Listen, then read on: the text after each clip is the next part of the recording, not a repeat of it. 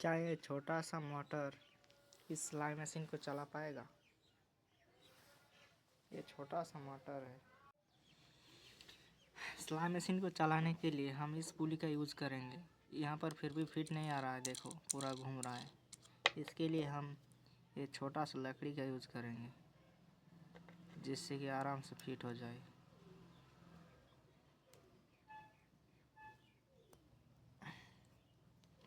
अभी देखो पूरा घूम रहा है।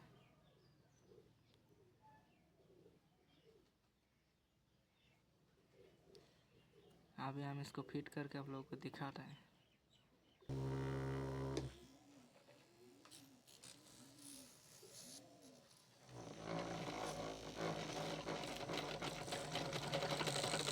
इस रस्सी से घूम नहीं रहा है क्योंकि ये स्लिप कर रहा है। प्लास्टिक